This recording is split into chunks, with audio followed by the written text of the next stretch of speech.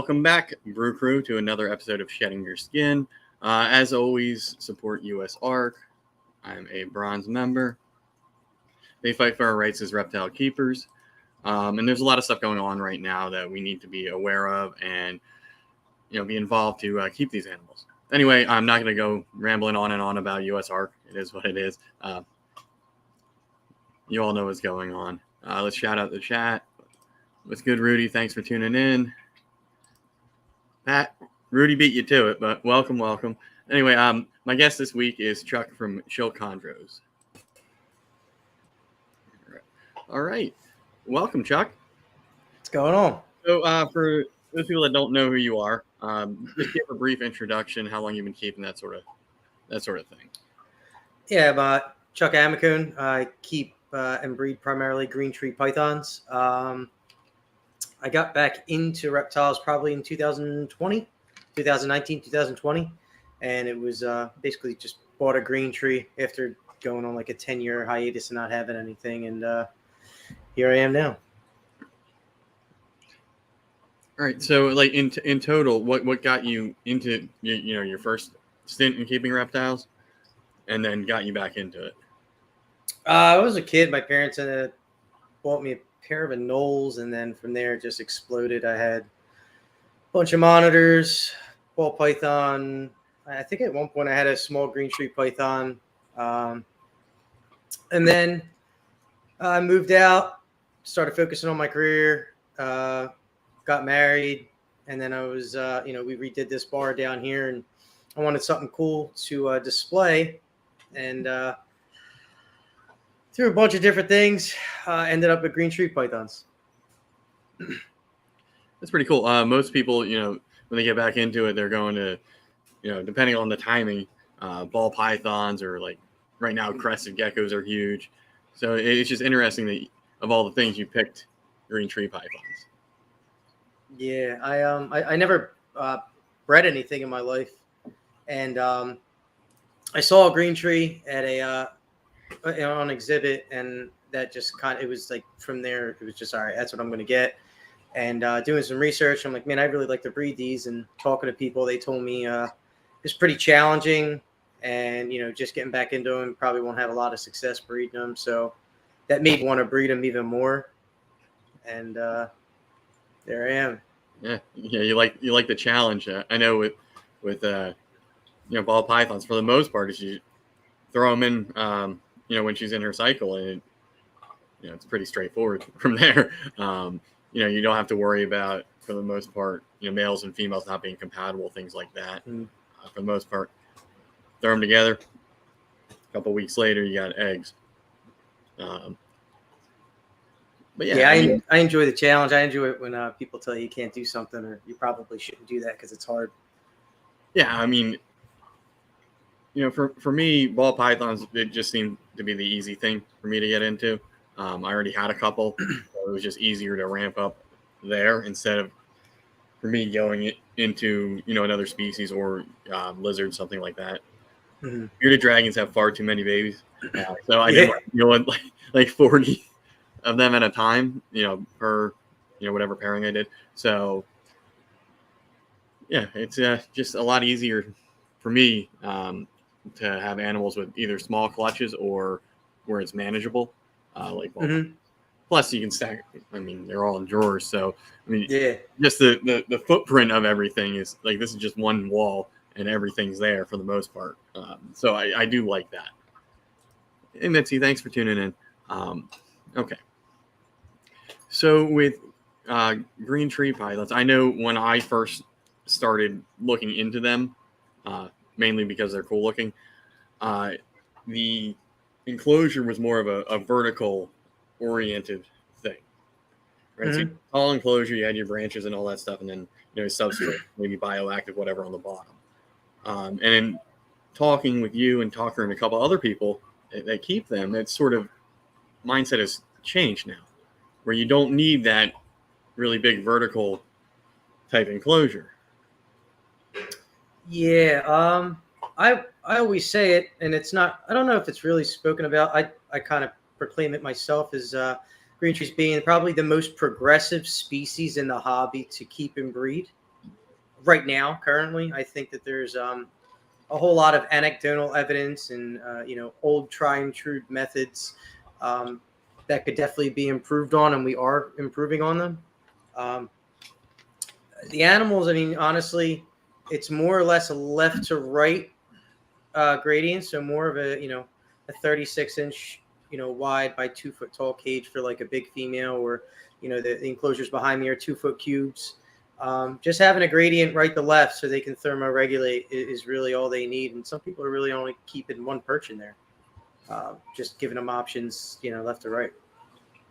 All right. I mean, that makes sense. I mean, they're generally going to be staying in that one area, in a tree, and then going down to the ground for water or uh, food, maybe.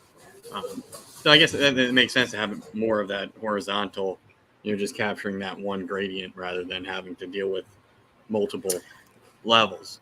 Yeah, and I don't know. People used to keep them in those real tall cages, like 36 inches high, like you said, and a screen top with a light bulb, and Yep. yeah, it's evolved so much differently now. The husbandry. Yeah, I mean that's interesting. With ball pythons, for the most part, it's been, what kind of tub system you have. Mm-hmm. Is it ARS racking, or is it plywood? Is it PVC? Is it melamine? As it's evolved, they've gotten a lot nicer from what I have. Right. But I would rather spend the money on the animals than the infrastructure. That's as long as the husbandry and everything is fine. I'd rather be producing nice things that then I can reinvest later, and maybe hook somebody up that's getting into it with all this stuff, like I was blessed with. So it's kind of nice to have friends and people, that are a couple years ahead of you that are offloading stuff.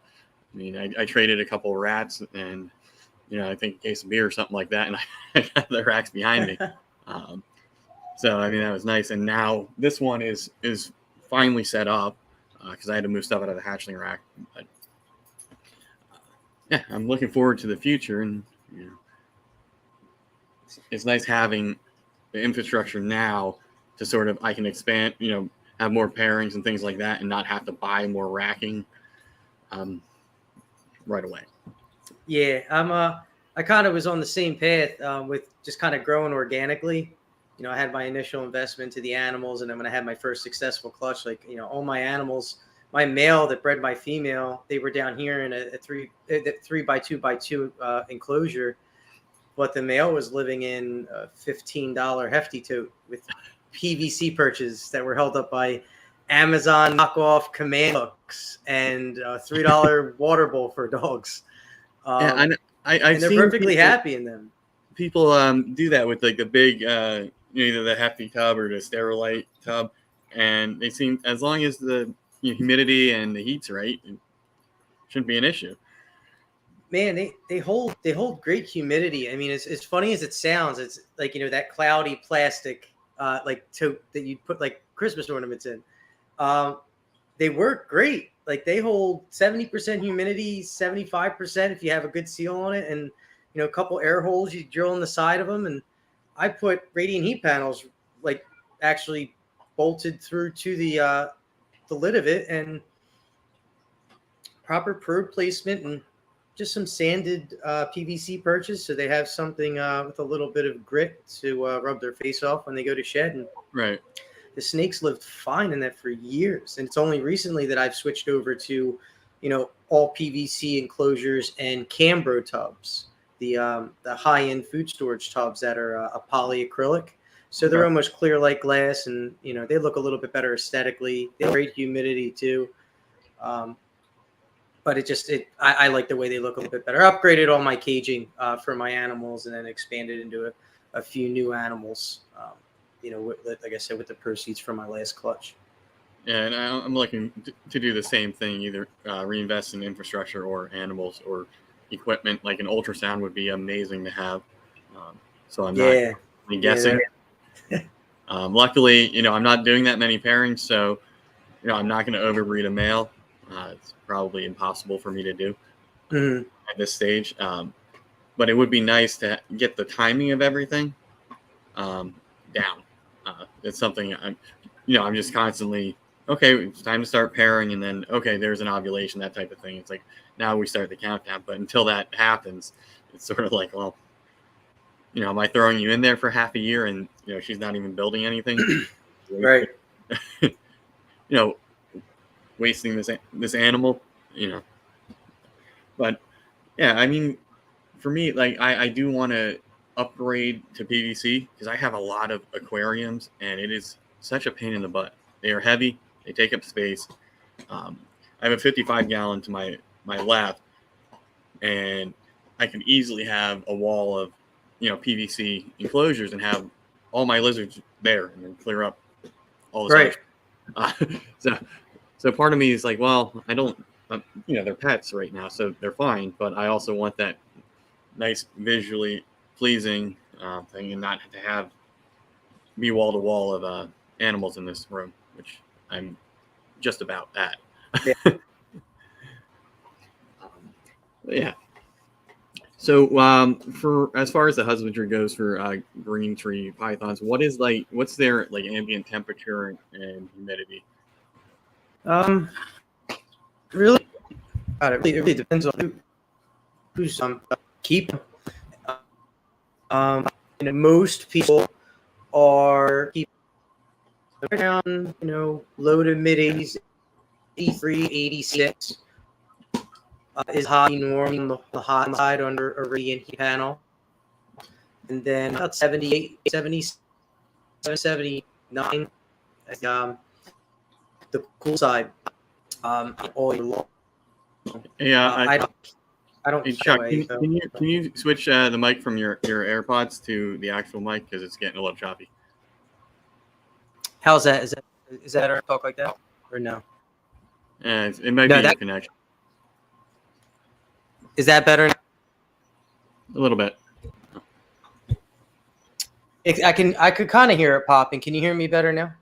Yeah. It would. I don't know if you were getting interference or what, but all right. Yeah, I was. I don't know if it was because somebody texted me. I don't know if that has anything to do with that. But you can hear me good now, right? Yeah. If not, I could back out and come back in. No, it seems to be fixed for now. We'll see. Okay. All right.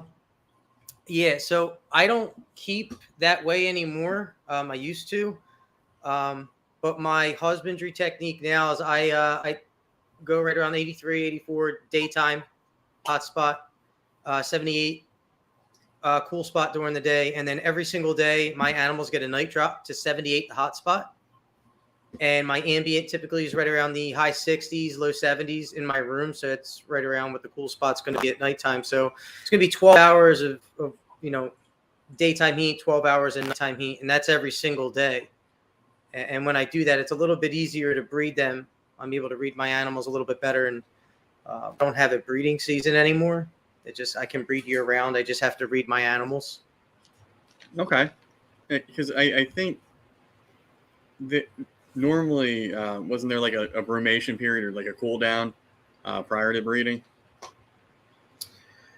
Ooh, man, everyone has their own techniques. Yeah, I guess some people fast their animals, and then they'll cut their females off from food for a little while, and then start to bump up feedings with smaller items, but that they would typically take more frequently.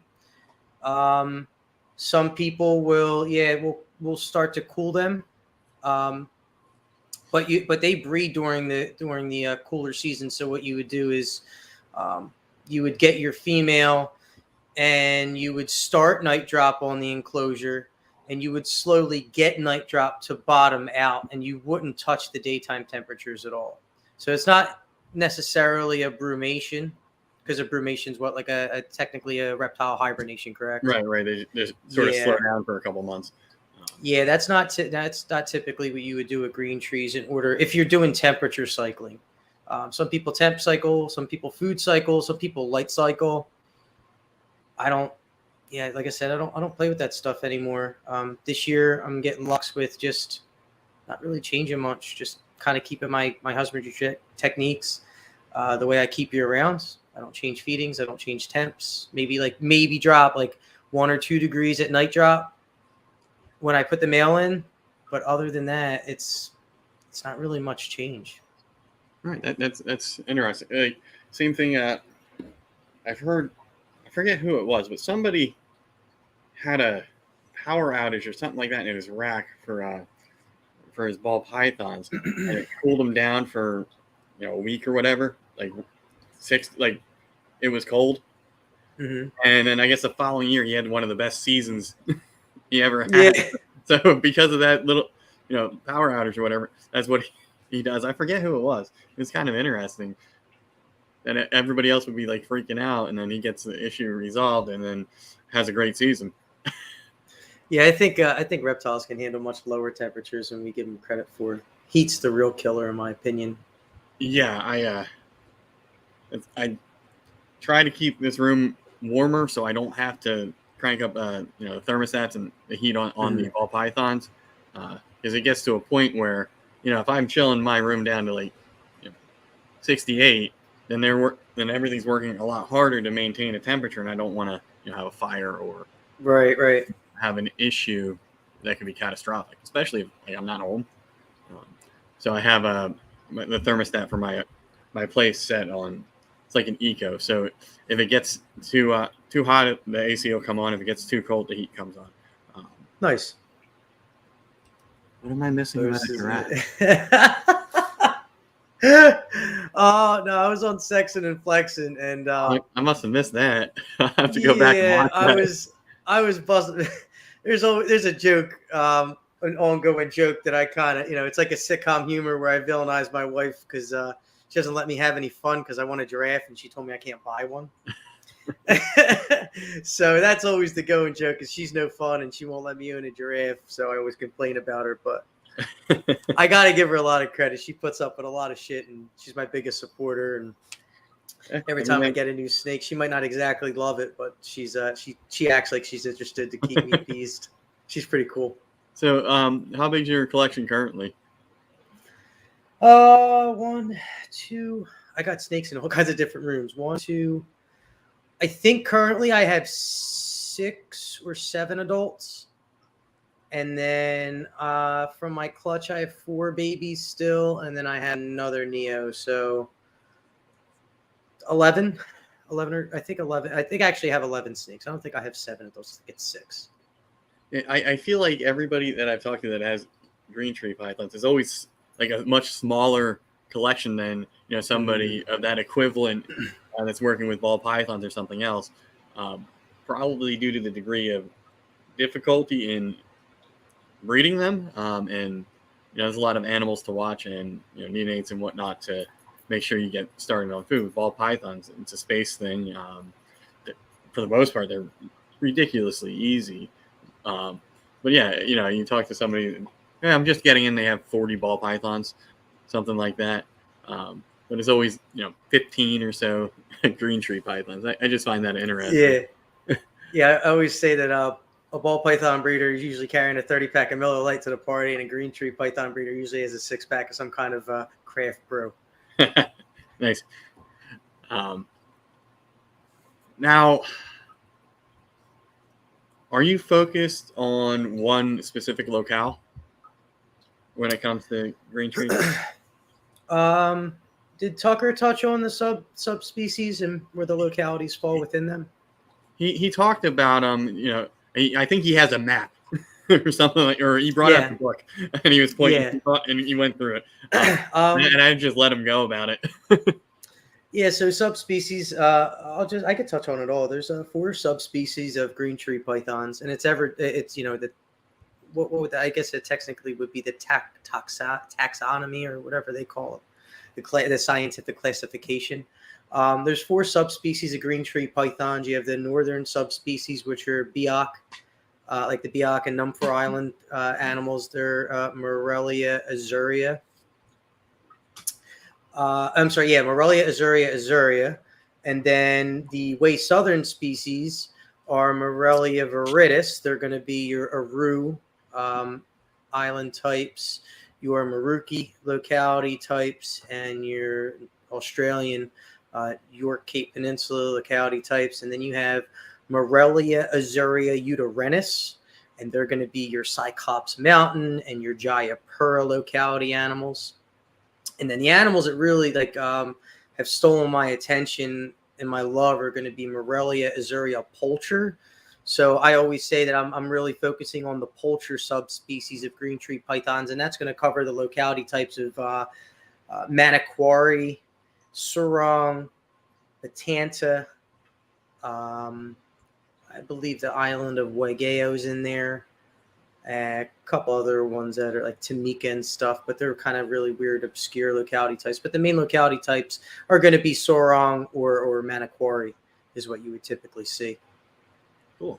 Now, I know with other species that are locale-based, it is you don't mix them. Yeah, it's different with the green tree stuff. Okay. Because guys really like the results of what sort of we could refer them to locality types. I say locality types all the time. So when you cross certain locality types, you get some really cool different things. I mean, Biaks are probably known for being mean and nasty and the least desirable. But man, you throw a Biak locality type in with like a designer outcross or even like some of the other locality types, and you'll get some really cool looking stuff, even though they aren't very impressive looking themselves. When you mix them, say, with a Manokwari or you mix them with like a Maruki, they do some cool shit. And I mean, Aru Biaks, you cross an Aru Island animal with a Biak, they're neat too. They throw some really cool colors, but you can never really predict what's going to happen. That's why I like green trees. They're a complete lottery ticket. Right. You could have a red animal and a green one, and it pops out a blue one. They can change it. They can change into whatever crazy ass colors. Yeah, it's neat. You never know what you're selling or buying. And for the most part, with ball pythons, and other animals, it's like, okay, I'm going to pair these two together, and I sort of know what's going to come out, how it's going to look, that sort of thing. So, I mean, it's really cool. Like, you kind of play in the lottery. Yeah. And if you consistently hit like one, color pattern, if you will, year after year, through multiple generations, then it's sort of, you make a name for yourself where it's like, oh, I'm going to get this Biak from Chuck or whatever. Yeah. I think there's a lot of that in green tree pythons where you're looking for somebody that's made something cool and can continuously do that. Yeah, it's my ultimate goal. My focus on are going to be really cool locality or locality cross animals, primarily poultry. So like Sorongs and Manakwaris, and I just want a really cool looking lime green snake, which is this neon blue dorsal screaming down its back. And I think that look is really what brings people to green tree pythons. They got all the crazy designers, the blacks and the yellows all over. And I'm not saying I don't want to make that stuff, but I really want to be known for having these like just clean green snakes with no real other colors on them, with just a wild looking blue stripe going down the back, like the teardrops or, the hollow diamonds if you're getting into, red babies and stuff. So that's really what I want to focus on. And I got a male that might be able to help me achieve that. I just acquired this year, and I got another female in quarantine right now, which also has the same characteristics. And that's exciting. You sent me that picture the other night, and I was like, wow. Or it might have been real. Was it the real? Yeah. So that I had two pairs together. I just separated the one, but that pair is locking up.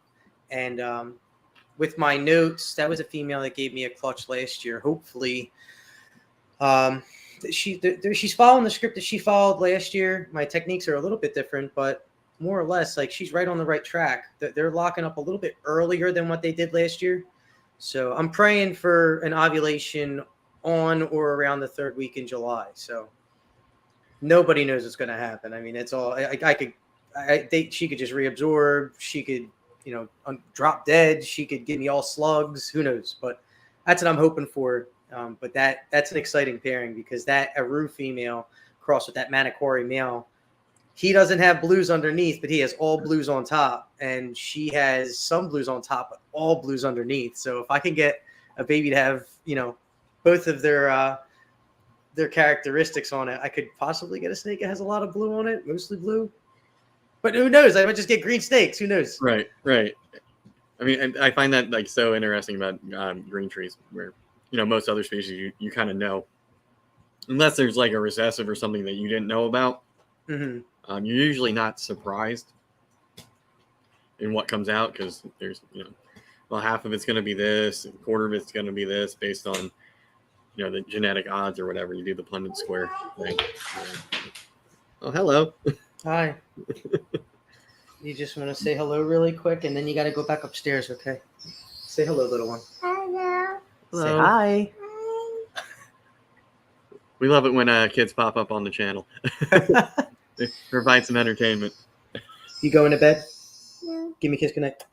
No, I want to stop. Oh, you want to get down? Oh, come here real quick. I'm going to put you to bed. Here I come. Go get mama. Yeah, I try to include my kids in all of it too. Yeah, I think I had Charlie from Reg and Renee on, and his daughter was just dancing in the background the whole time.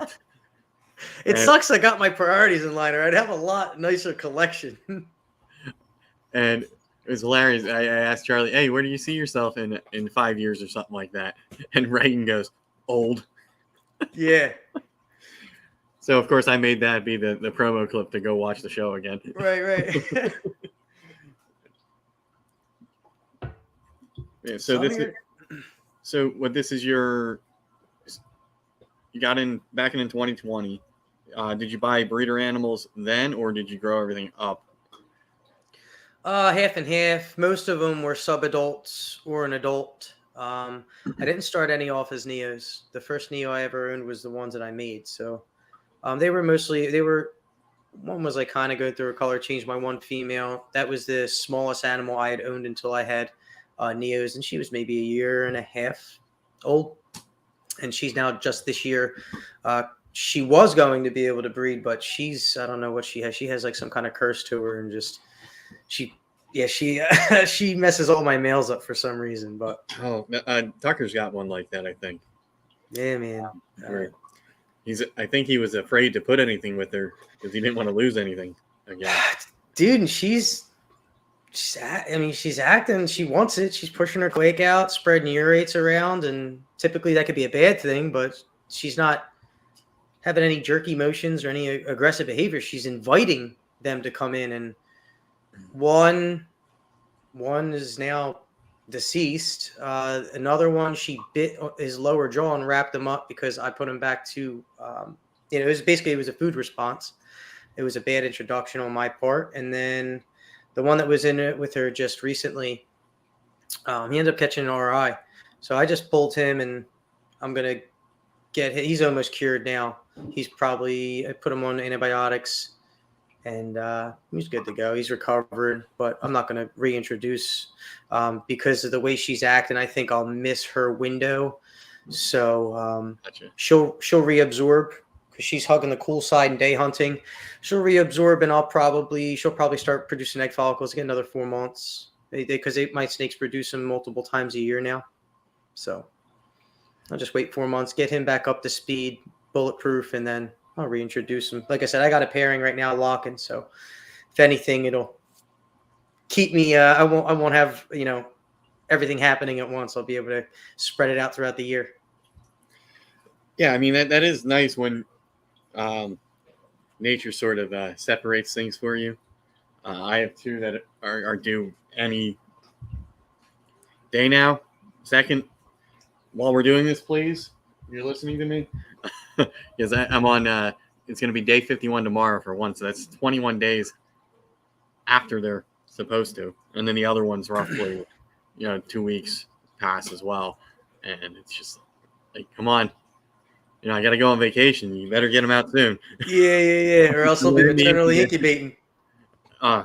Luckily, I have a buddy that's going to come and I'm going to mark the tubs where I think something might happen. Mm-hmm.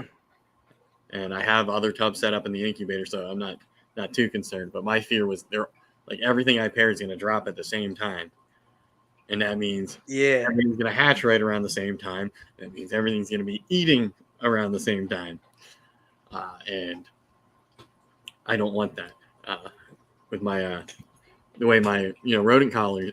It would be nice to have them staggered as far as the feedings go with how my rats are producing. So I'm not like, I got to go buy some, even though in a week I'll have some. Excuse me. Yeah, that's a great thing about having green trees is they don't eat that often. So how often are you feeding your animals? Adult animals that I'm not looking to basically grow up. The females are eating every 3 weeks, and the males are eating once every 4 weeks. And so I got to switch to green tree pythons, and then I'll have a rodent business. Yeah, because I'll be overproducing. Yep, exactly. Yeah, it's nice. It's nice. I will say that I hear about all these guys and ball python breeders. Just the sheer amount that they have and what their rodent bills are, or they have to produce. I don't want to produce rodents. I can't stand mammals, so I wouldn't do it. I wouldn't be able to do it. I would probably, if I had ball pythons, I'd probably have, probably 4 or 5 really high dollar animals, and that's it. Yeah, I would. Yeah, so what got me into breeding my own rodents was the pandemic and the skyrocketing costs. And I'm spending how much? And then, okay, I have some. So I thaw it out, and I have something that's not eating. It's trash. That's not really good, and it's a waste of money for me. So,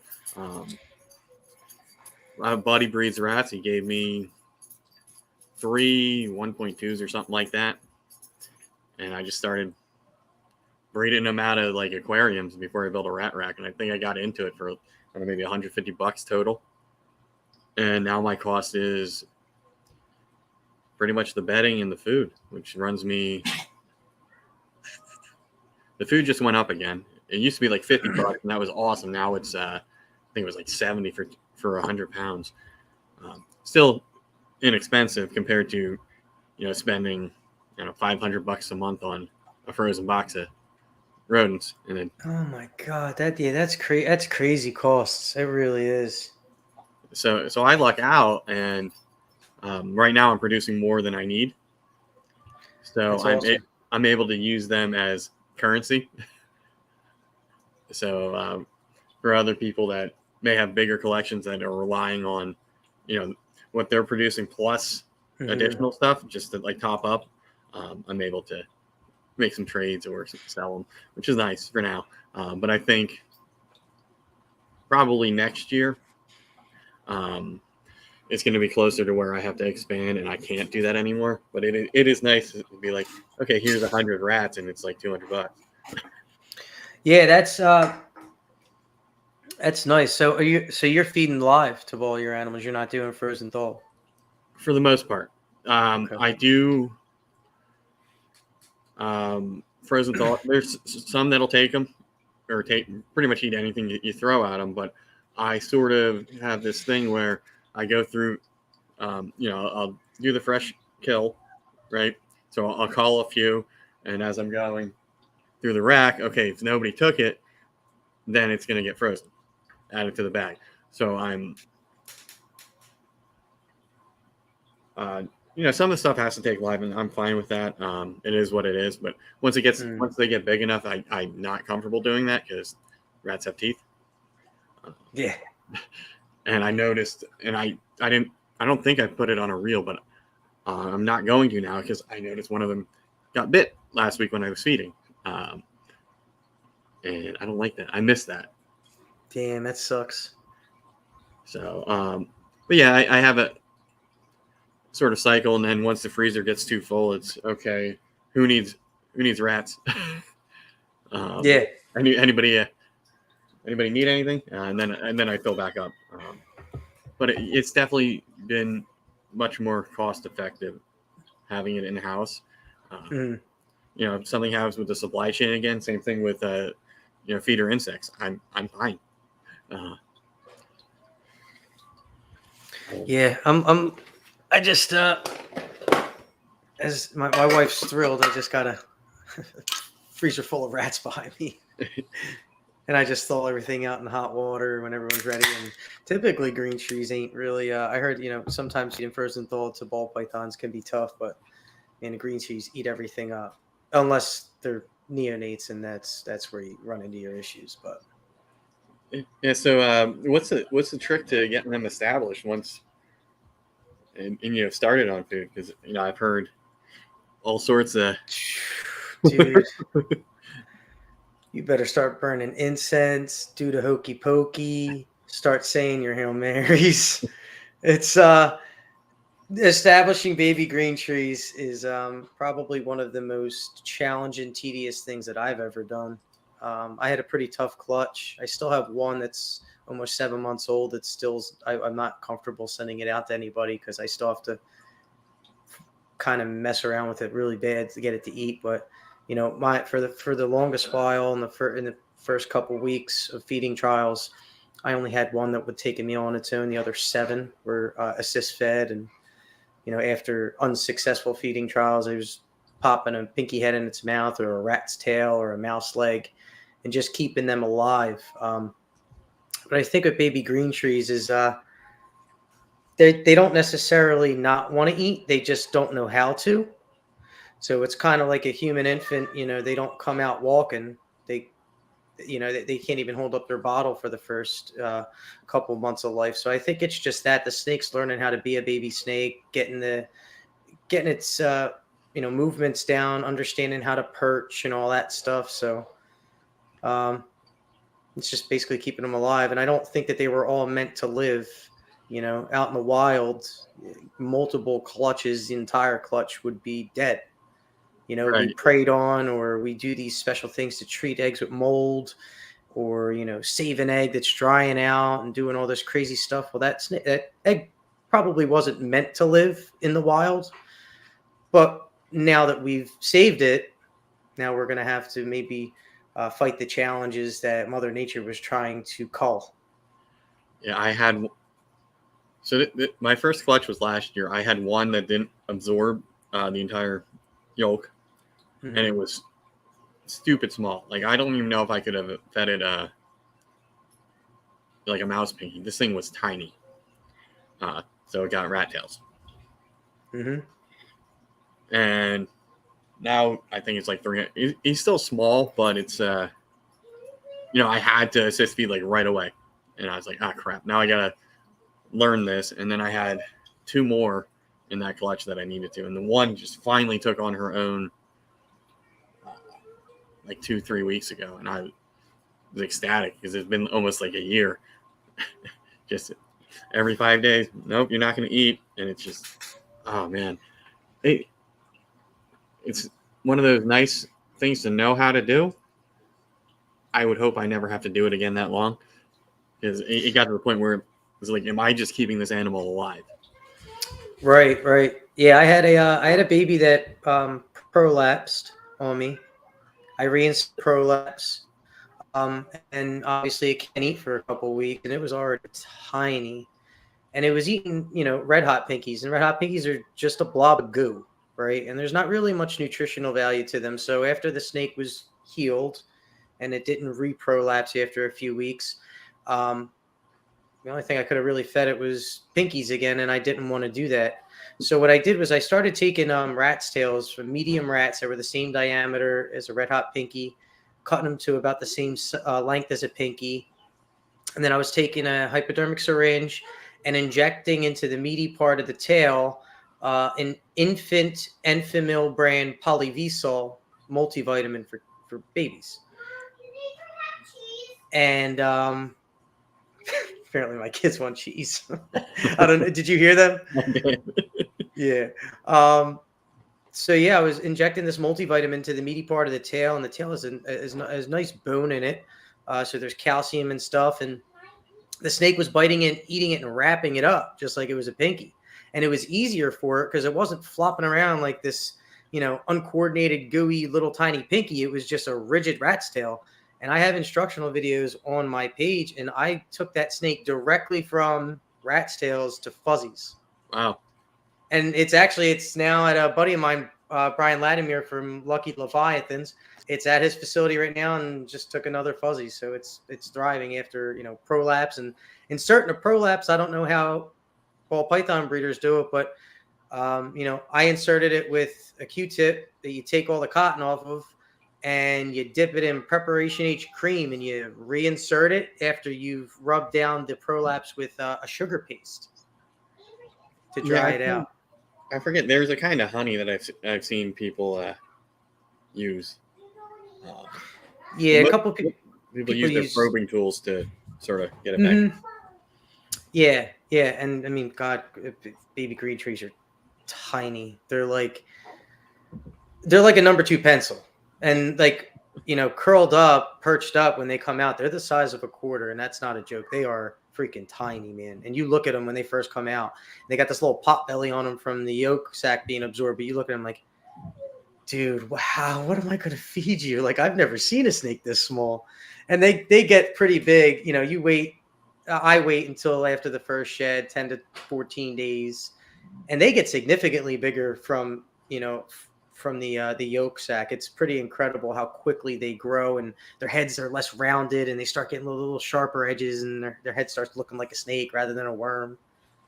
Yeah, for me, that's another reason why I'm sticking with ball pythons. It's just that tiny baby. If you have other colubrids and things like that where they're small. I don't have anything to feed them here, so that means I have to either start producing ASFs or mice, which I might do ASFs, but I don't want to do mice because they suck. Yeah, eat each other and stuff. I hear people like the whole colonies. They got to do something to them female that they've taken out, or it sounds complicated. I'd rather just pay somebody the money and let them tell me how they did it. And so for the most part, I'm able to get everything started on rats. If they are small, I can, and need assist feeding, then rat tails, and then I gotta remind whoever's getting those frozen rats that, oh, by the way, some of them are missing tails. Yeah. Like, what you do to them? They were assist feeders. I had a bunch of mediums, and I didn't have anything here that was able to eat them that size, and I was like, okay, I'll use these ones, and I got to find somebody to take them, because at the time, I think the only snake I had that could eat something that big, she might have just laid. I'm getting my timing right. Yeah, so she would have just laid. I didn't have anything else that was huge big enough to eat them, so they were just kind of sitting here. But and we'll see how this season goes. No assist feeding. Oh yeah, I hope. Number one, I hope I get babies. Number two, I feel better about this year and every year after this, because number one, like my clutch, this entire, like the last 12 months, I've been put through the ringer. I've been through almost every single bad situation that you possibly could, minus having a nido-positive animal, because all my animals are tested for nidovirus and everybody's negative. I have a clean collection. That's just about the only thing that I haven't experienced yet, and I think I can prevent that because I get everything tested before it gets sent here, all my new things that are required. But, and I had babies, God, not eaten, prolapses. I've had adult animals drop that on me. I had a bunch of babies, a few babies die upon hatch. I think that this year, I think I'm ready for pretty much anything that the chondro gods can throw my way. Not that I'll be happy about it, but I've been through quite a lot of different experiences. So it's nice. I have the confidence plus Aru locality types. I have my clutch was 75% Aru, 25% Sorong. So the Arus are a little bit harder to get established than typically say like a Biak locality or like the poultry localities, or I'm taking basically first generation. I had captive animals, actually, the ones I produce, but these designer animals that these guys are hatching out that are high dollar animals, their lineages go back so many different generations that those animals now have been bred into their DNA to eat baby rodents as a prey item. When you get an import, you're getting a first, a first generation baby. It's not bred into their DNA to eat a pinky mouse that's dead. They're eating skinks in the wild during the day. They're eating, reptilian prey items, or feeding on moths, anything they can fit in their mouths. So nobody's poking them in the nose with a pinky out in the wild. So you got to kind of train them and, scent them with certain scenting items, and people try everything under the sun. So Yeah, for a while, I had a garter snake that was dumped on me. So a buddy plucked it from the wild while it was gravid. Later, I gave birth. They do live birth, and gives it garter snake to my other buddy, and he goes, "You want it?" I'm like, "Whatever, it's gonna die in the wild if we don't go back, and I can possess them with my fishing license." So it comes here, and I'm like, "What am I gonna feed this thing?" Pinky. I got this thing on frozen thawed pinky. get out. And I was like, "Oh, okay, this is cool." And I had put insect, like anything I could think of to get this thing to eat, minnows, things like that. And, like, this thing's not eating. Get it on pinkies, and unfortunately, I thought it may still have been hungry. I fed it twice, and then a couple days later, I'm like, "What is that smell?" Unfortunately, it ate too much, and must have gotten a blockage or something, and it passed away. Oh, it sucks. And I was so excited because it was like eating mice or rat pinks, but it had put all the weight back on and looked healthy, and not really the best thing to handle because they will pee all over the and so I really didn't interact with it too much, and I'm like, what on earth is going on? Did I leave a rat somewhere? Did somebody not eat? Yeah. And it's like, oh, it's that, and it was quite some time. I was like, it's kind of bummed out, but even though you can, at least in Pennsylvania with a fishing license, take one of just about anything that's not threatened or endangered. I have a red-eared slider that I'm now stuck with. Again, same thing. Somebody found it, and now it's here because they found it. Yeah, there's the animals that live in water, man. They're dirty, man. They stink. If you don't have the right filtration, oh my goodness, they could dirty up a tank in a day. Oh yeah, I'm cleaning the thing, every so often. There's only so much water because it's still tiny, but luckily when it gets big enough, I have a turtle tub, which is a big PVC-ish. It's now outside because I have no place to put it. But eventually, when it grows up, it will go in there, and a nice canister filter, and be out of sight, out of mind. And I can put it outside in the summer. That's nice. So, at some point, I have to move my Russian tortoises back outside, but I don't really like having them out there. I don't have a top. I have a piece of plywood, but I don't have like a screen over top of that, and I don't trust nature to get involved. It's not whatever. Raccoons will just wreak havoc on your animals. Yeah. So if I get something more secure, I might put them out. I've been trying to get them to breed, but they do have to brewmate, and they're only active like 4 months out of the year. So I really don't feel like putting them in my refrigerator. Yeah. Because I think that's it. No, I mean, if I got another, like a cooler or something where I could, hook a thermostat up to it and cool it down to like a 55, whatever, something like that, or maybe I'll just use my parents' basement. I don't know. It would be nice to have captive bred Russian tortoises. I just haven't figured out how to get them to do it yet. Yeah, they're I guess a majority of the ones available not captive. They're usually imports or farm raised, which are imported. They're in Florida, and they're all in a pen or whatever. Right. They do their thing.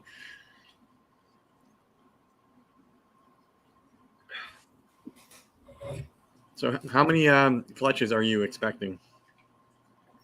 or in like your normal year would be Hoping for. hoping for one. I was going for 2, like I said, and then my mail caught that RI.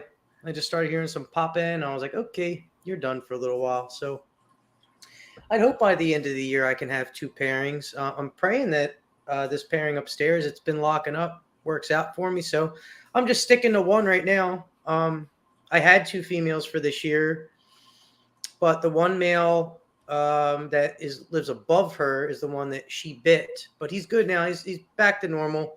He's got a little, his bottom of her teeth is a little jacked up, but he's healed. He eats, but then he just started dropping food now, and he's living underneath the puppy pad because she's hanging on the cool side and throwing pheromones, and he's doing the same thing he did with my female last year. He knows, and he just went off feed, and he's got one thing on his mind, and it's not eating. So he doesn't have, even though he doesn't have if he's not going to eat, right? People say, oh, just throw him in there and breed him. But I have bigger plans. Like I really want this male to breed with her because she's a smaller female. I don't know that I'll be able to breed her consecutive years in a row. She's tiny for a female, but she's 5 years old now. So she's of age. She's just, I don't want to pair her with that male necessarily. I want this male to do it. And the male that's all feed hiding under the puppy pad now doesn't exactly have the best body weight tone that I would want him to have. He's proportionate. He's fine just to live, but I don't want him running his ass off and burning a ton of calories if he's going to be off food when he just took all these fat reserves over the last 3 months to heal himself up from an injury. So I'm kind of stuck between a rock and a hard place right now. So patience, what is it? Slows the fastest way to the finish line or something like that. So every time I've messed up, it was because I've rushed things with this species. You just can't go fast with them. I mean, sometimes it worked out, but I'd say 75% of the time it hasn't. So I'm maturing in my my keeping and breeding techniques, and just knowing that kind of take your time, you know? Yeah, and you don't want to, especially with a smaller collection, you don't want to rush it. I mean, for us with ball pythons, it's like, okay, I don't want to breed this male because he's off food, but I got this other one that's, I'm content with the collection from him. It's always nice to have backup males or backup plans in case stuff doesn't work. But when it's something that's so complicated like green trees, it's better to wait. Yeah, it is. Wait till next year. That way you're not risking anything more so than normal. Right. Well, that's like I said. That's because my husbandry technique. So my husbandry techniques, I mirror off of my mentor Socrates from Ari Ellie Max Arboreals. I'm sure you've seen his stuff. He's got that beautiful snake room with the big PVC ceiling. It looks like a forest. But I don't have to wait till like per se next year because there's multiple times a year they develop egg follicles now. So I might only have to wait a couple more months when he needs, the snake behind me is on the tail end of an RI. He's only, he doesn't even have bubbles anymore. He doesn't bubbles or anything. It's just a slight popping that's going away now. He's almost through the antibiotics. He's pretty much cured, but I'm going to wait a month or two now, because now I don't think the timing will be right. I think because that female's so far along, he might not get to her in time if they do copulate, and then I might be stuck with slugs. And now I got 2 years to wait. You know what I mean? Because you skip a year, you don't breed a small female, consecutively 2 years in a row. So I could really just basically rush into it just to set myself back further. Right. Yeah. It's a very methodical game with green trees.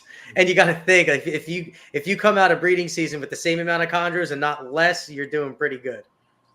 Yeah, I mean, for ball pythons and most other things, it's sort of okay. Now's the time to go. Put them together, and usually it's an equipment failure, or your temperatures were off, or something controllable for the most part. But it's just like, I couldn't deal with that. I don't have the patience. And meanwhile, I'm here complaining, about clutches dropping that are 2 weeks late. I was patient, up until about a week ago. But then I realized when I took the temperature, a bit lower. So now it makes sense why things are taking a little bit longer. So it's almost as if I was dealing with slightly warmer than ambient. So it's probably right around any day now. You know what though?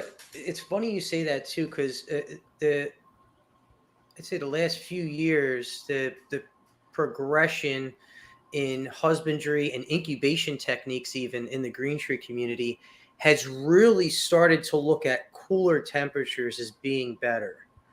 Um, you know, typically in the past, guys are incubating eggs at like 88 point whatever, the low tenths, and we incubate all of our eggs with, or me, everyone's to the 10th of the degree pretty much with herb stats for the most part, all the newer style breeders. And when you're incubating, say it like some guys are now incubating at 86.5, they're seeing that the offspring are definitely the babies are coming out like a few days later. However, they're much bigger because they were incubated at a lower temp, which is different. It's weird. And I incubated my eggs at a lower temperature, and then I lowered it on day 40 progressively until day 50. Yeah, I'll have to. I know for certain pairings with ball pythons, the ones that have a higher chance of defects, depending on what you're pairing. I've heard to prevent that, you cook them slow and low. So you go for that like 80, 86 and just let them develop over a longer period of time, and generally reduces that issue. And for the most part, I don't do any pairings like that. I do have spider, but I don't think it really matters. What I do with that. There's a chance that it could have the neurological thing, or it will. It's just the severity of the wobble. It's something they don't have like an equilibrium, and they're just kind of all weird. But I do want to get out of that. Unfortunately, this year I will have a clutch with that gene in it, and hopefully it's not spread out through the entire clutch. Because I don't mind holding him back, especially if it's like the all gene animal. I'll keep that, especially if it's a female, and it's better than the one I have. And right, throw her up, and then somebody gets a nice derpy pet, or I'll keep her. I don't. That's one of the issues I've been finding is, just certain genetics have a stigma where it's like, nope, I'm never buying that, even though it's a perfect animal. Like there's nothing really noticeably wrong with it. It just has this potential neurological issue. Right. So I'm sitting on a couple in that same complex, and it's like, this is annoying. I should have said it was something else. But it is what it is. I mean, I don't mind keeping more animals. If I produce something from, I still have 3. One's getting shipped out. That gets like 5 more meals on its own and get some size. She's going, and then I'll keep the pair, and hopefully I'll prove out the hets on them. I don't mind doing that because it's could be like a couple $1,000 snake. Right. Oh, they all proved out great. I didn't want to get into this project, but now I'm here, and I did it for stuff I produced on my own, and the cost of rodents. So it is what it is. I know other species don't have that issue where there's or certain color genetics, if you will, that can cause a lot of issues as far as fertility and things like that. So we're an hour in, and I was first of all, thank you for asking me to come on your show. But since you asked me to come on your show, I didn't post any pictures of my new female. It's in quarantine, and I was thinking about doing a reveal on your show. Okay. All right. So I'll go grab her real quick. She's small, but I'll go grab her real quick. Awesome. We might finally get to see a snake again. It's been a while. I think we had one last week with Matt, and I was complaining that he wasn't selling. So he's still on my morph market. Anybody Now, wants? this is I dropped the definitely price. one of the more sought after localities. Like I said, I haven't posted her yet, but this is a Manokwari locality female.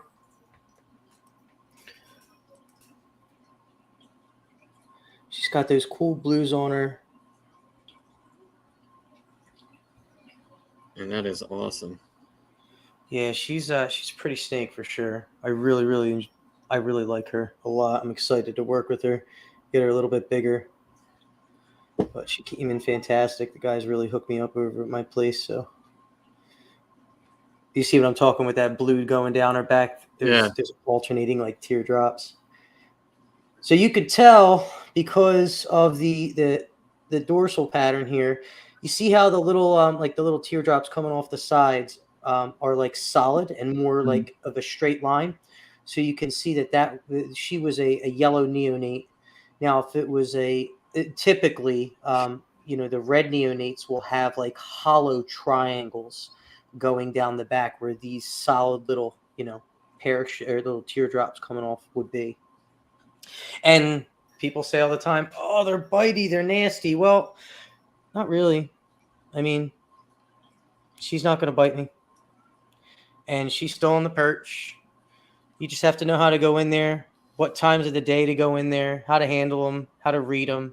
They'll tell you when they don't want to be messed with.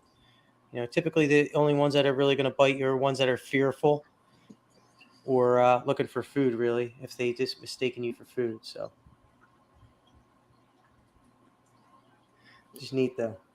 Yeah, I love how they just sit on the stick, man. Cool. Yeah, that is really nice. I just love the color palette. Yeah, there you go. That's how you can you really catch it from the top.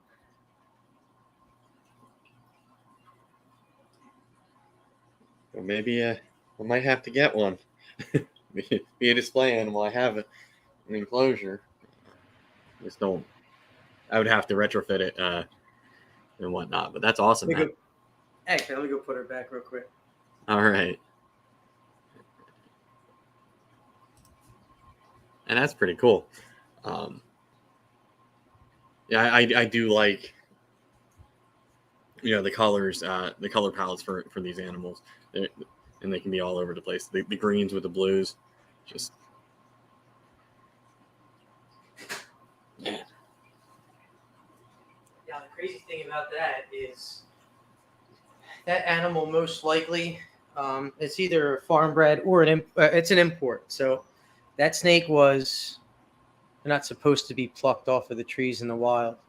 But I'd imagine that snake either grew up in one of the breeding facilities and they let it go as a farm bred animal, or it was field collected as a very, very young individual. So there's no designer bloodlines or any kind of crazy selective breeding in captivity. How crazy is that occurs in the wild? Like, that is how it looks sitting on a branch over on the other side of the world. Yeah, I mean, it's insane. It's like it's real blue on a wild animal. Like, that is so freaking neat to me. Like, I really do like the designer shit's awesome. And I can't afford to get into designer shit right now. I can't afford $10,000 for a baby. So I'm not saying this because I can't afford to get into them. I like the designer stuff, but cost aside, man, I would still pick the locality stuff just because it's so neat to see what they look like out in the wild. Like, you catch me down here, that TV's got David Attenborough on it 24/7, bro. It's just it's neat. I like nature. Just it fascinates me, man. Yeah, I mean, whenever I'm going fishing, I'm like, okay, what else could be here? Let me flip this rock and see. Yeah. What other animals I could find, but yeah, I would love to go somewhere where all this stuff that we have in captivity here is like actually in the wild. It's so cool to see. Here's what here's where the ball pythons come from, and then here's the stuff that actually exists in that gene pool. I mean, sure, some of the stuff may have come out at some point, but with so many in captivity, your odds are increased that some of these new colors and whatnot are going to be found. aside from green trees, I mean, I love green trees are my favorite non-venomous snake. But you know what I think is one of the prettiest snakes, and I would get one if size wasn't an issue. I think that normal phase reticulated pythons are one of the prettiest snakes in captivity, or it's pretty snakes in the wild, like just a normal phase. And I think berms are amazing too. Yeah, I'm still. I mean, I would I never do own like one. how they look for both of those species, but for me, keeping them is just a sheer size. Yeah, yeah. I mean, the dwarf locality stuff, it's all cool, but like just looking at the patterns, if I just had to look at a picture of the actual scale patterns of a retic, they're awesome. So pretty. I love them. Yeah, speaking of retics, wearing Nicole's shirt, Lady Tiz, she is the retic queen, and she had her first clutch of them. They're up on her morph market. If you're interested, she will grill you about keeping them. That's a nice thing about green trees too, man, is you really get to pick and choose who gets your animals. Yeah, and that's one of the things that I'm sort of like, where's this snake going? That type of thing. But at the same time, it's like, well, get out of my rack. But if I know, like, if it's going to another breeder, I can, vet them, or they have a social media presence. That's cool. But if you're just gonna stick it in an enclosure and not have the proper husbandry, don't buy it from me. Like, Yeah. if this thing's gonna go off of food and it's gonna die, and you're gonna blame me for stuff that you did, just don't. Yeah, I work too hard to get my babies established to just try to turn a quick buck. You know what I mean, and just sell them off to somebody that I don't know. Every single person, other than one person reached out to me who I wasn't familiar with, and I felt him out for a little while. I had a lot of people interested, and vetted him through another buddy of mine, and became friends with them. And I said, you know what, I'm going to let one go to you, and then everyone else that has them, I knew them previously. I didn't have to. I haven't had to advertise a single baby yet, which is nice. And I only have one more that's going to be available, and I haven't even thought about letting it go yet. So it's nice that my snakes are going to a lot of people that I know. And that's definitely cool for lower than what market is. And there's always the backroom deals, I call them. Yeah, that's how I got all these cages. All these cages were a partial trade for one of my babies from a friend of a friend, and he became a friend of mine. And the baby he's got, man, it's flourishing. It's great. He got one of the better ones. It was cool. But he came and dropped these things off, and this was always my dream, is to get these. Did you ever hear of Toad Ranch? Yes, they pop up on my advertising all the time. Yeah, so it's nice because Toad Ranch is all these enclosures, and I always wanted this teak wood. The face on it's like Trex decking, but it's called teak wood, and I always wanted 3 of these 2-foot cubes down here, and he just so happened to have 3 of them that he wasn't using anymore, and he wanted to downsize, the imprint of his collection in his house, but also wanted a green tree, and it was great because the green tree is only this big and it lives in a shoebox size. So I was like, dude, he had 5 of these things for sale. The other 2 are focus cube habitats. The other 2 cubes I got from him. And I was like, I'll buy every single one. And I told him, and I got a couple thermostats from him. And then we worked something out for one of the babies. So, and he's got it, and it's doing great. And I text them all the time. They were just actually busting my balls. I got my buddy and my other buddy in a group chat, and I asked them how they were both doing. And they simultaneously, I was already having like a little bit of a rough day, and they both simultaneously texted me, I regurgitated and died. I was like, come on, man, don't even like mess around. Like, today's not the day. Like, they're sending me pictures of like a corn snake upside down. Like, oh, look, I took pictures of it and all. Like, busting my stones. Yeah, man. But yeah, I mean, I feel like, for green trees, the community is definitely a lot smaller. And you don't have people that are just, I got my pandemic check and I'm going to breed ball pythons and make a quick buck. And then, now we're seeing them sell out their entire collection because it's not, that easy. Yeah. It's like if you're here for like 3 to 5 years, then you're pretty much, you've seen everything. You've seen the market do its thing. And Yeah, Yeah. new people popping up all the time. Like, what? And people leaving. It's like, what happened to them? They were doing so well, and then they disappear off of social media. Um, you know, but it is nice to upgrade your collection if somebody's getting out that has racking and animals that complement your project, for the right price. Yeah. Yeah. I got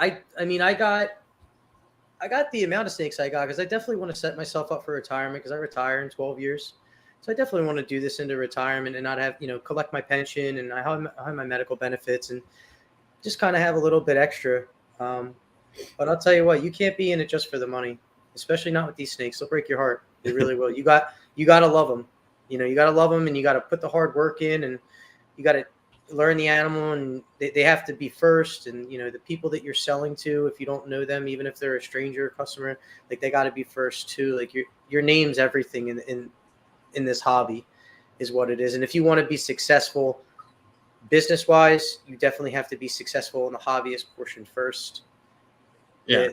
The financial aspect is definitely like I say to myself all the time is you got one name and you got to take care of the animals first and make sure their health is priority, because if you sell an animal to someone who's not ready and you just try to make a quick buck and that animal dies, that person's not going to blame themselves. They're going to badmouth you and say you sold them a bad animal. Right. And the worst part about that would be my baby that I made died because I sent it to someone that I knew wasn't ready. Like I wouldn't be able to live with that. So there's a reason why my snakes have gone to only people that I know, my first clutch, For me, it says a lot. Like I do the social media thing. You see, some of my tubs occasionally, there might be urates in there, but for the most part, everything's clean, and you're seeing, how I run, everything. You have, I want to be able to see that. It's not like you're going to come over here and you're going to get a completely different view of how everything's being kept. So, my stuff is spotless.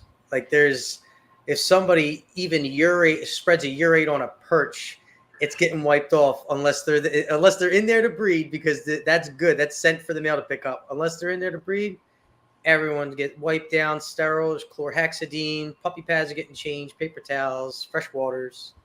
But I have a small, manageable collection, and my collection is visible at all times. It's not like, I have to open up drawers and check on everybody. I can just glance by and see that somebody defecated or someone spread a urate or whatever.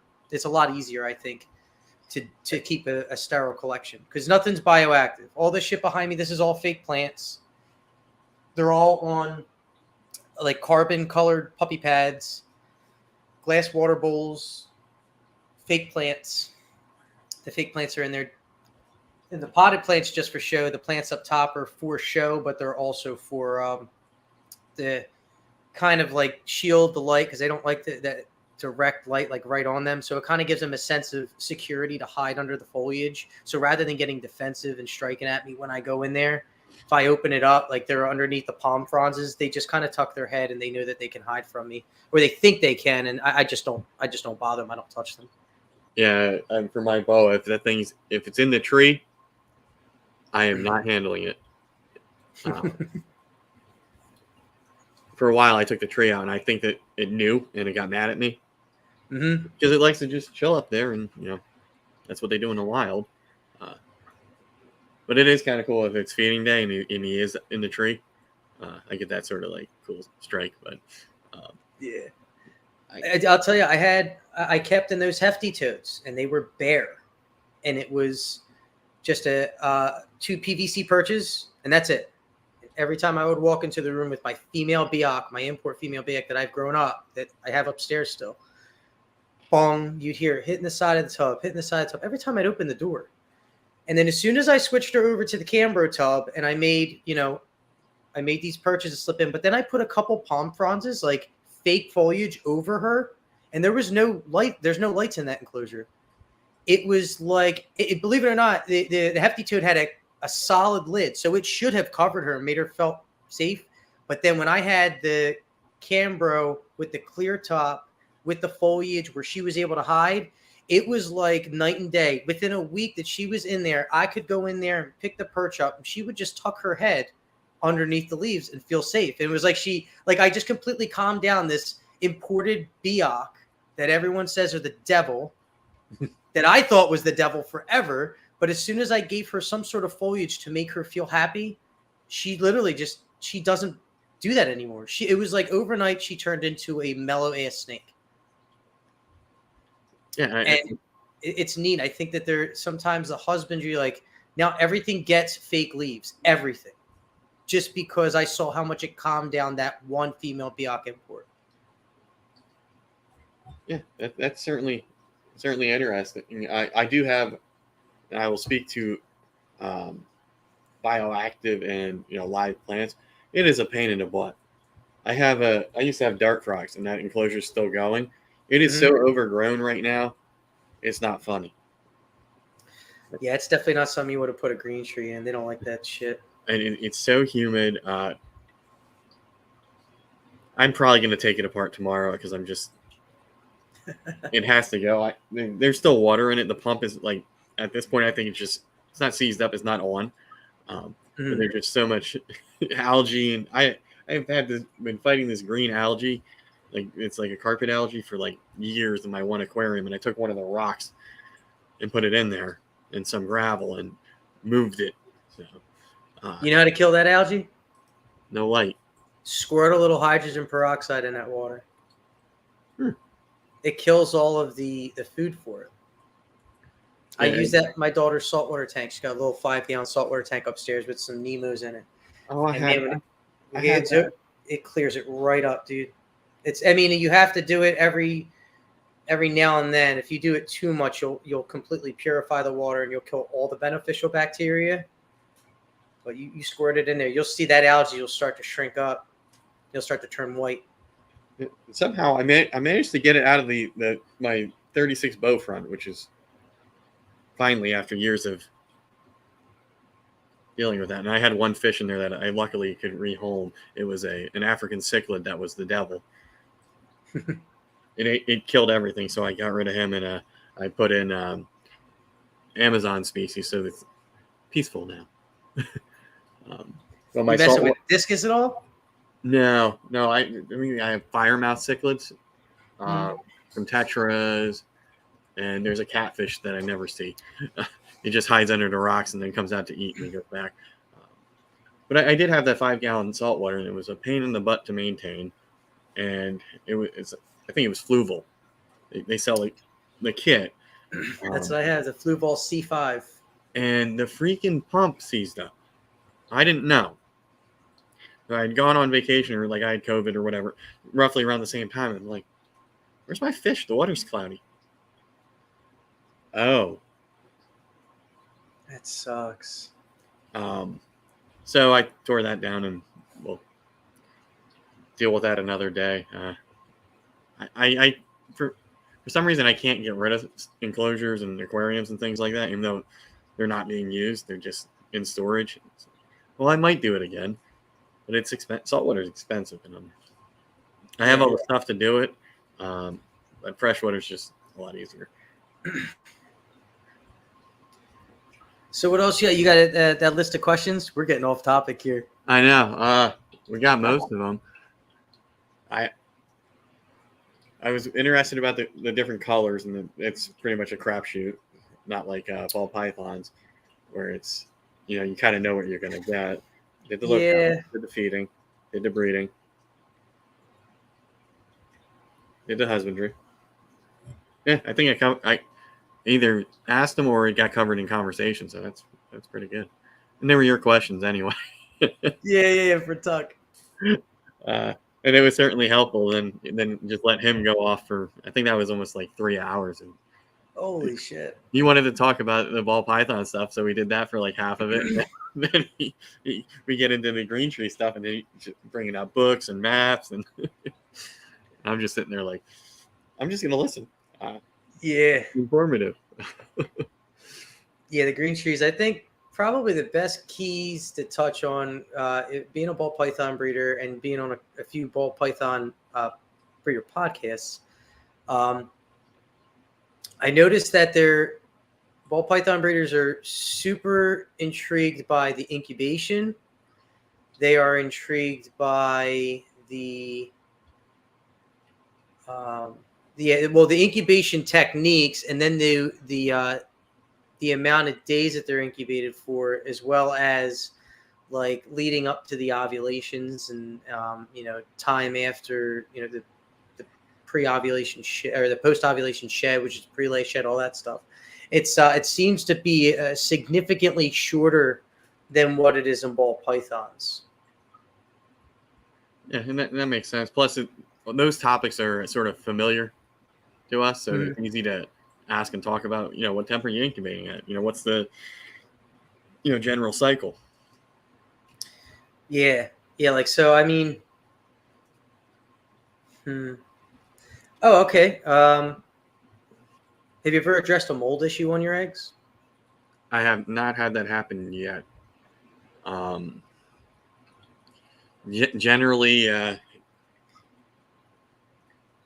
the way I have it set up doesn't really mold unless the egg goes bad, and that hasn't happened yet. I'm waiting on this leopard gecko egg. It's viable, but I've never incubated a leopard gecko egg, so I have it on perlite and treating it as I would a ball python egg.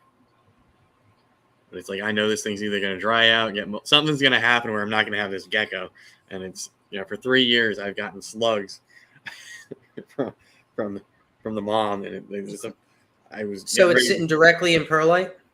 Yeah. So, and you don't have any mold issues with that, right? No, because it's just damp enough. So you weigh out the perlite or its hatch rate in this situation, and then you add the same weight of water. And I incubated my first clutch of ball python straight on the substrate without issue. Now this year I have the trays and whatnot, so they're just sitting slightly above, suspended above the water. Right. So that mold, the only way mold would be an issue is through the condensation. I can go on for an hour about all the shit that I did with my egg box and condensation, like addressing the issues, all that stuff. So what is your substrate? Is it just water? It's hatch rate for some of them. I want to see, I've heard with the, I forget if I have dragon hatch or, whatever trays I have, but I've heard you can just have it sitting over water. So that would be the sim containers. It's something similar. So I made my own out of a Cam. Are you familiar with Cambro products? Okay, so I have polyacrylic egg box that I had made after I had failed egg boxes where all my eggs were drying out. So okay, I took a light diffuser, it's just egg crate with little PVC pipes, and I suspended it above a substrate which was heavily saturated perlite. It's like perlite soup. I'm not going to use that next time. Now I'm going to use Orbeez. I've heard people Socrates uses Orbeez. So I had it was sealed with a gasket, 100%, like 100% humidity in it. Imagine an egg that has to be 100% humid you can't get a drop of water on it. Yeah. So the condensation issue forming at the top, first to avoid the condensation from falling on the eggs is easy. You just put a Sharpie marker under one side of the egg box and it creates like a pitched roof and it drives it away from the eggs. So I did something during incubation. I started thinking, and have you ever incubated eggs where you had 2 boxes stacked on top of each other? No. And that shouldn't be an issue. How I have it set up is 3 levels where they're side by side. So people that stack them, I'm not sure if you've seen it in videos, noticed it, heard about it. When they're stack them, right, and the egg box on the bottom, when that lid comes in contact with the substrate on the egg box of the top one, the egg box on the bottom has significantly less condensation where the substrate was contacting that lid, correct? I don't know if you've ever seen that before. I don't think so. So it happens, and I tested it out in my room. It works. So I was like, all right, I'm not going to stack egg boxes because I don't have enough room. However, I'm going to put a bag of water on top of my egg box. And through testing it out, the bag of water has to be warmer than the interior of the egg box. And the egg box can't have any condensation on the lid when you first introduce it. So I got my bag of water. I put it in the bottom of the incubator where the heat was coming out, heated the water bag up that I made. So I made a bag of water that I heat sealed with my my vacuum sealer. I took my eggs when I switched them into the new egg box, slid them in, put the Sharpie under the one side, threw the water bag on top. And condensation did not drop, didn't form droplets. It was only a mist. When I would go in there to address mold, I would just wipe the mist like once a week, but it never, ever, ever became droplets ever. Wow, that's a pretty cool idea. So it's warmer, so it's not going to form. Yeah. Yeah, but if the bag's colder though, and you put it on the interior of that egg, on the lid of that egg box, it'll increase the condensation, because I tried all this shit before I actually put my eggs in it. And if there's already condensation, it doesn't take it away. This shit don't work. Like, you can't put the bag of water on top of it. Now, another thing is too, like, everyone watching, if you want to try it, it doesn't hurt anything to put a bag of water on top of your egg box that's warmer than your egg box if you're going to be incubating. But the thing is, not everybody has access to a vacuum sealer. So my buddy had the same problem. Long story short, I was like, holy shit, just get a bag of Orbeez. Just get a bag of Orbeez and throw it in there, and then heat the Orbeez bag up and put the Orbeez on top of your egg box. Yeah, I think I might do Orbeez because it's cheaper.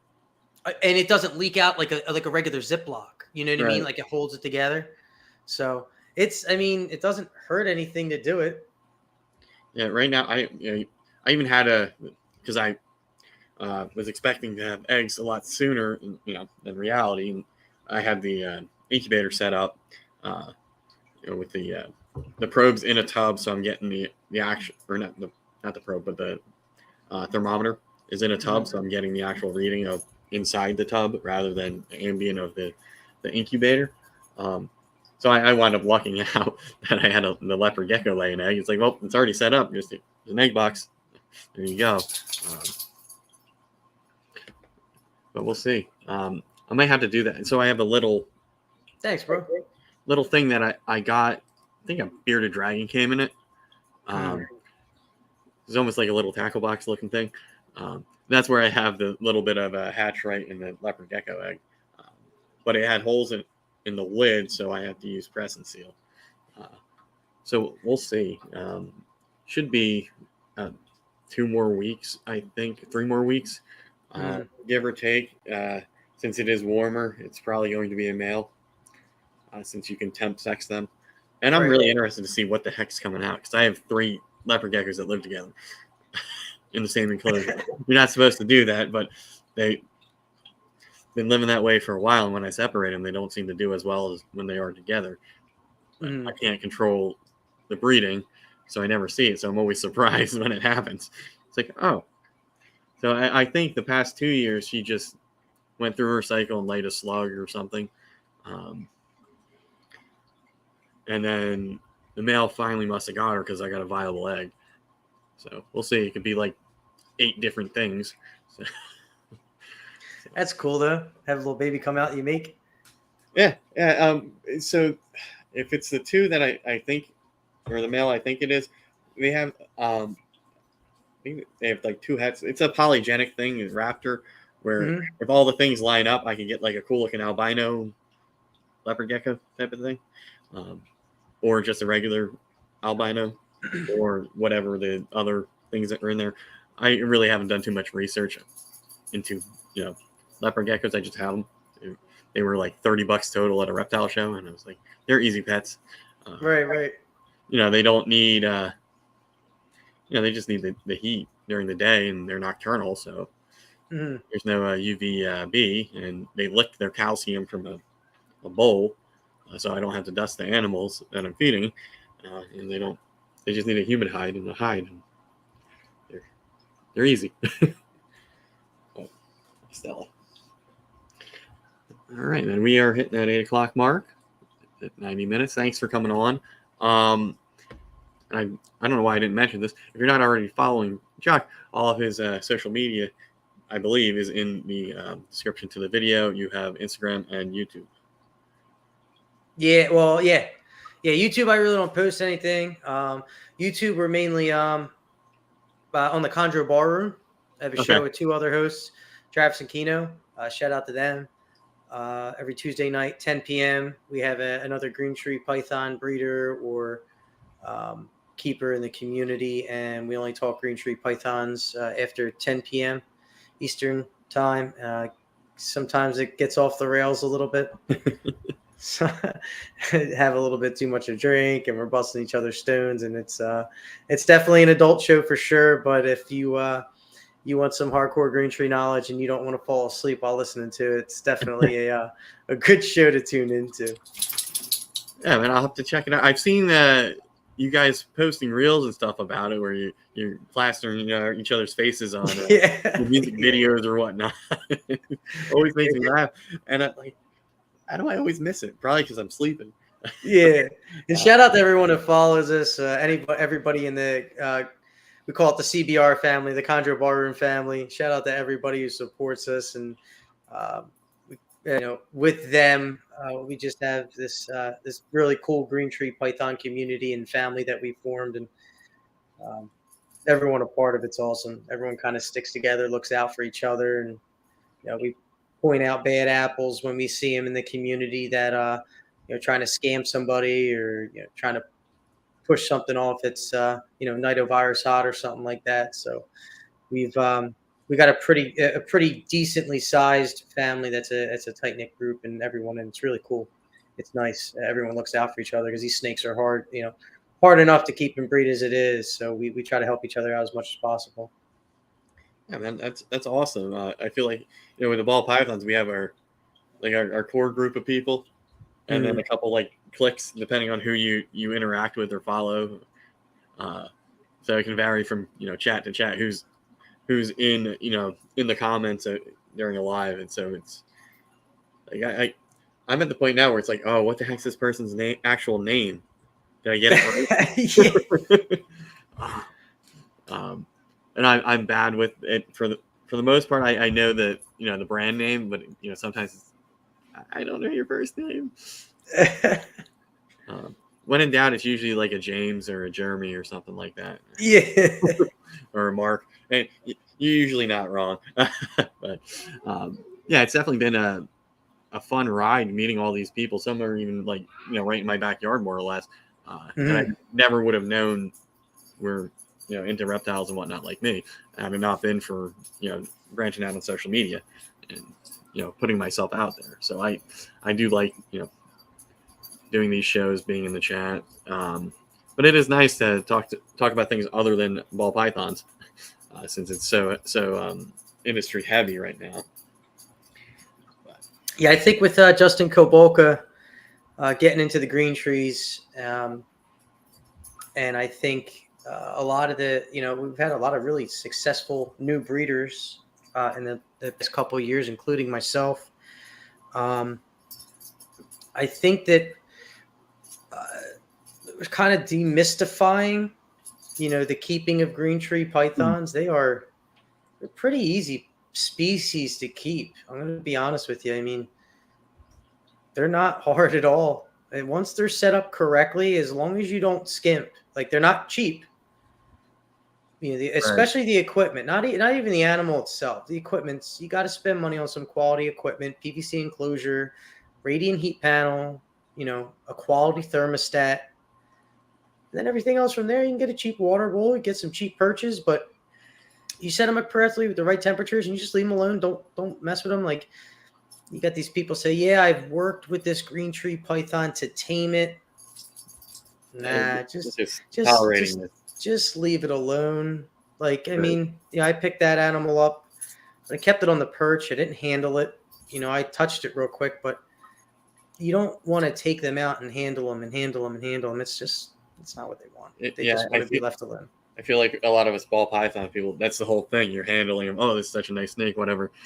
And they might not, they don't mind it, right? I mean, because it's not, I don't know. Most green trees don't like they're cool. You can handle them, but it's not something you would just want to hang out on the couch with. They don't want that. Yeah. I mean, lizards like chameleons, they are nice to look at. Don't touch them. That's a lizard version of a green tree right there. They're pretty. They get drop dead quick. You can screw it up.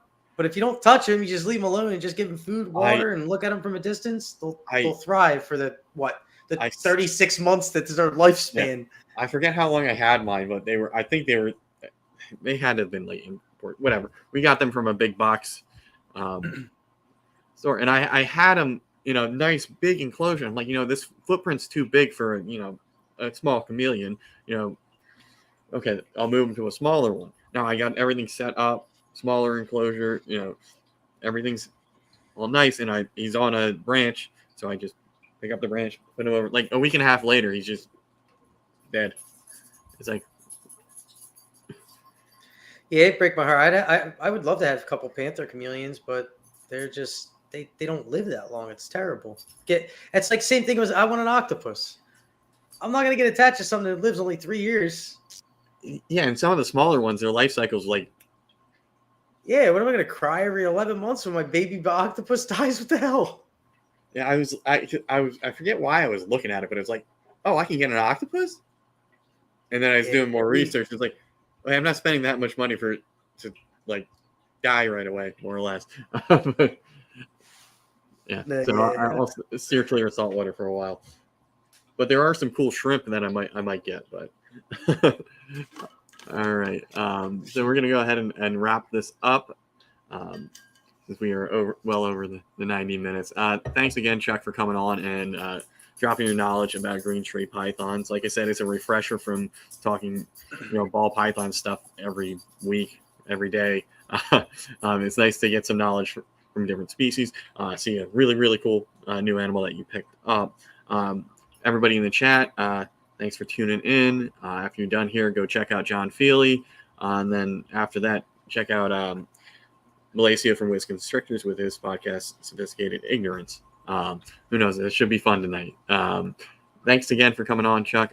Next week, I believe I will be doing a live stream from Jeremy's barbecue. I'm not sure if I'm going to do a pre-recorder or something. We'll see. I don't really have the stuff to go live, not from a computer. It would just be on my phone, and I don't really feel like too comfortable just walking around with the phone. Hey, hey, you want to be on the YouTube? So I might just do a pre-record and enjoy my day with the other Pennsylvania and local reptile breeders. Plus, I believe Adam from Proper Royals has a pretty good night of music or afternoon of music planned for us, so that should be fun.